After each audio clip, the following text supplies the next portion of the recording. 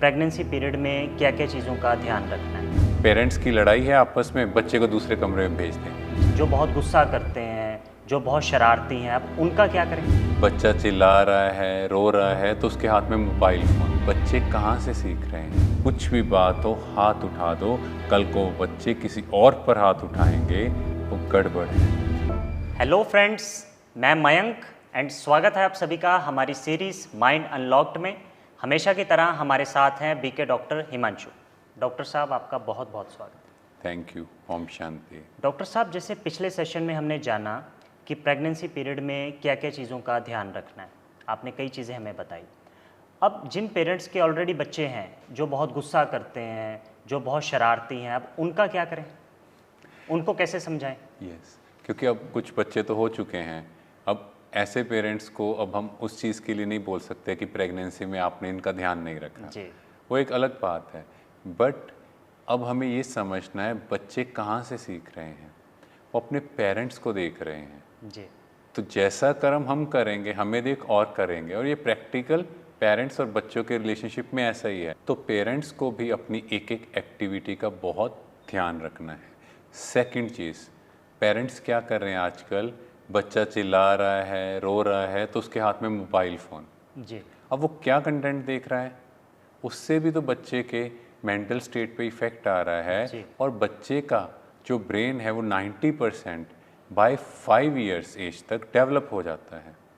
अब आप सोचो, बच्चा 5 साल तक मोबाइल फ़ोन देख रहा है, क्या डेवलप करेगा, कैसे ब्रेन के अंदर हार्मोन सिक्रीट होंगे, जी, क्या कंटेंट देखना चाहिए हाँ जी। और क्या वो देख रहा है। जी, हम पुराने टाइम में बात करें तो बच्चों को परमात्मा को याद करना सिखाया जाता था। बच्चे बैठ जाते थे, वो सिर्फ नाम जाप करते थे, जो पेरेंट्स करते थे बस वो सेम रिपीट करते थे। हाँ पर जी। आजकल वो कंसेप्ट ही नहीं बचा, जी, बिल्कुल। है ना। तो बच्चे अल्टीमेटली पेरेंट्स से सीख रहे हैं। और उसके बाद घरों में माहौल भी कैसा है, लड़ाई झगड़े चल रहे हैं, या फिर ये करेंगे पेरेंट्स की लड़ाई है आपस में, बच्चे को दूसरे कमरे में भेज देंगे। जी, इससे क्या होगा, बच्चे वाइब्रेशंस कैच कर रहे हैं। हाँ जी। तो हमें इन एक एक चीज़ का ध्यान रखना है। जी। उसके बाद बच्चों को रिजेक्ट नहीं करो। क्या हो रहा है, कंपेयर कर रहे हैं सिबलिंग्स के साथ, उनका बच्चा तो ऐसा है, उसके ज़्यादा मार्क्स आते हैं। यस तुम ऐसे हो। तुम ऐसे। छोटे से बच्चा जो अभी 3-4 साल 5 साल का, उसी को कंपेयर करना शुरू कर दिया। और हमें कोई किसी साथ वाले से कंपेयर कर दे तो हमें कैसा लगता है, हमें गुस्सा चढ़ने लग जाता है। यस। और फिर मोस्ट इम्पॉर्टेंट थिंग, बच्चों पर कभी हाथ नहीं उठाना। ये आजकल बहुत कॉमन प्रॉब्लम है, बच्चों की पिटाई कर देते हैं। आपने सुना होगा श्री कृष्ण जी की माता, जब भी वो गलती करते थे तो यशोदा माता क्या करते थे, उन्हें ओखली से बांध देते थे। तो ऐसे ही बच्चे गलती करते हैं तो उनकी फेवरेट चीज़ उन्हें ना दो, जी, वो बेटर ऑप्शन है। या जिनसे उन्हें ज़्यादा प्यार है वो उससे बात ना करें।